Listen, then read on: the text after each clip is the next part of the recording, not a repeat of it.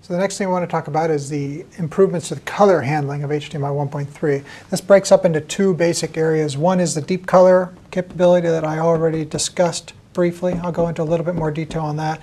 And the other is improved colorimetry, or the adoption of the XVYCC standard.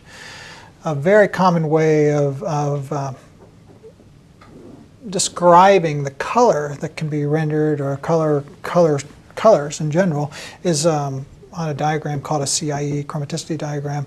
This diagram, this horseshoe, basically includes all of the colors that can be viewed by a human's eye. The TV sets actually don't render the whole set. A typical TV set will render a significant subset of that. The standard definition television set specification included a specific red, green, and blue that were the maximum red, green, and blue that could be rendered by that. With HDTV, they improved that a little bit. They expanded that triangle out a little bit.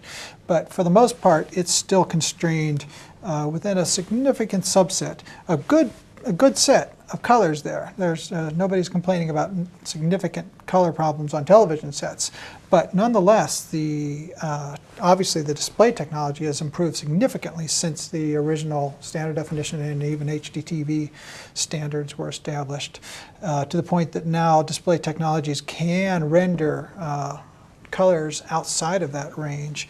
And also the camcorder technologies have improved to be able to capture colors outside there. And in addition, game machines and PCs, which are actually creating the content, they have their own virtual world inside that they're creating the content, they create the colors, so they actually can create colors outside of this range.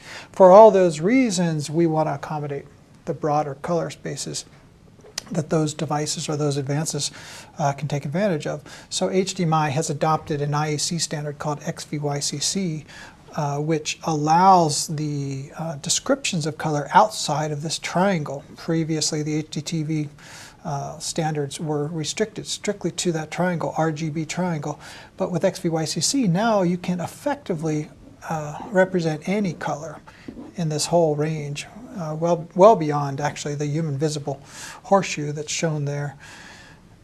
The issue with this, so that's great, we can now carry any of these colors, but the problem with this is now you have colors that can be way outside of the actual color rendering capability of a display. So for instance, if you have a display that's maybe better than the HDTV, maybe it's out here, but it's still not way out there. But if you have source content that has all of this color capturing capability, then the display needs to render all those colors somehow.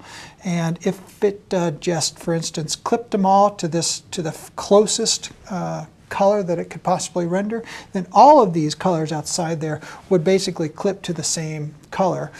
And that would mean that any texture or pattern that uses those colors would all basically flatten. You wouldn't see any of that detail, you wouldn't see any of that texture.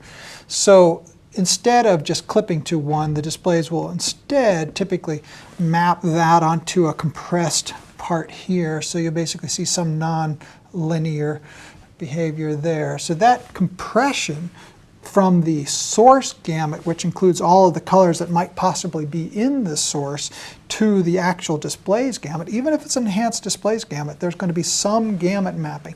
That compression or mapping of the source gamut onto the display gamut is something we now have to pay a lot of attention to, because now that we've adopted the XVYCC standard that can have a significantly broader expansion of color, then we have to pay attention to how those colors, those new super colors are rendered on a display. The best way to make this work well is to tell the display what the actual gamut of the signal is. Prior to XVYCC, all of the signals were limited to here, and effectively the displays were limited to there as well. Now we've expanded the available source gamut, which means the displays need to know if the gamut truly goes all the way out there. The TV would want to know that, so it knows how best to map those colors that are beyond the standard triangle. In addition to the enhanced colorimetry, the XVYCC, we've added the more bits per pixel that I talked about before. We used to have 24 bits per pixel, which in a typical mechanism is broken down into 8 bits for blue, 8 bits for red, and 8 bits for green. So each of those 3 components has 8 bits. This 8 bits basically means there's only 256 pure blue colors that can be rendered.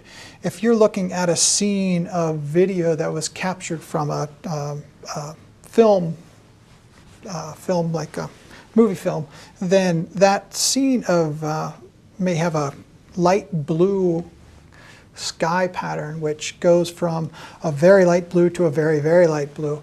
And only having 256 blues will cause that in the original film was a nice smooth gradation of blue to break up into a series of bands. So you're going to, instead of having a smooth, you're going to have a series of bands of blue. So that's going to be visible with the 24 bits of pixel data that we had in HDMI 1.2.